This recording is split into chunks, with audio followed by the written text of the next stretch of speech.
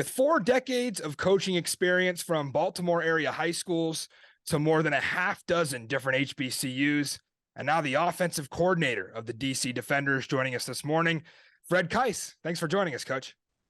Oh, my pleasure. My pleasure, Matty.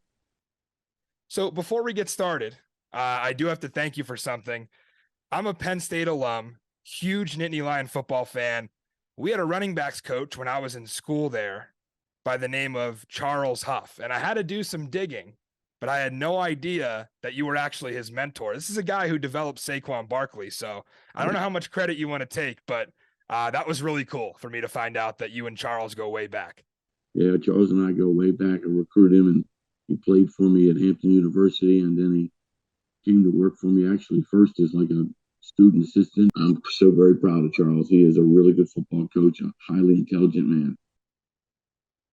Yeah, again, coaching at Marshall now, beat Notre Dame this year. So really, really cool to see him flourish. And I know there's always a connection in the coaching tree. So that's really cool. I got to ask, for someone who's called what seems like probably 100,000 plays over the years, what was it like to have your entire job, from your play calls to your conversations to all your adjustments, be broadcasted to a national audience?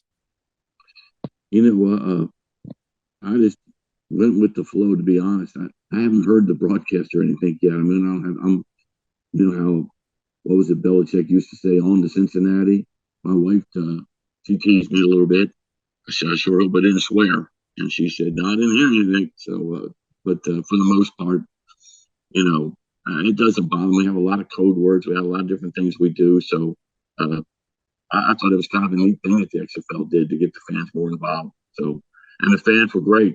I mean, the fans were right up on me because, again, this is a soccer stadium. It's not made for football.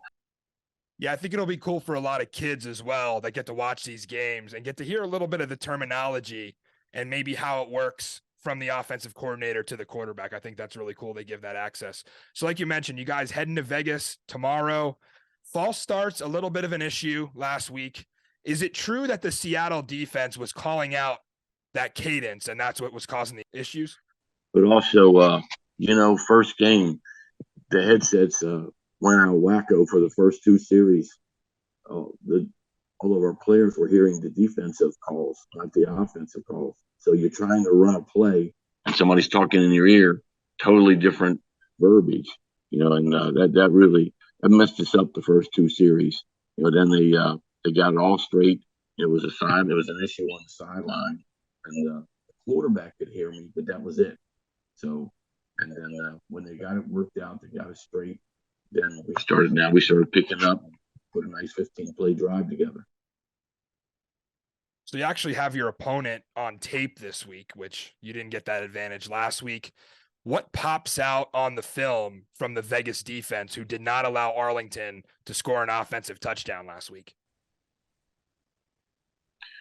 Other linebackers are really good. They got a few D linemen that are really good. Secondary's not bad. They're a tough defense, there's no doubt. And the weather could play a big part. Right. Raquel Armstead was one of those guys I thought really popped off the film. He ran very hard last week. Any update on that ankle that he's been dealing with? You know, he's day to day. You know, hopefully he'll be okay. You know, we'll see. He's getting better every day. He should have gotten more play, and he didn't. And he's on a ton of special teams. So, you know, that's the reason that he didn't get as many as I would have liked. He definitely needs to get more touches. We'll let you go here on to Vegas in a second. I do have one more for you.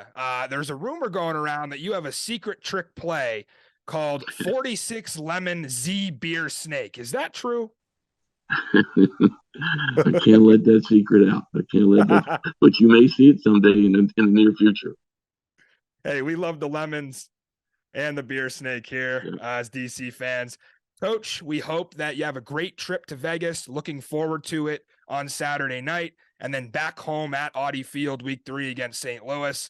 Can't wait to see it. That's Fred Kaiss, the offensive coordinator for the DC Defenders. Coach, thanks again for joining us this morning. Take care, Matty.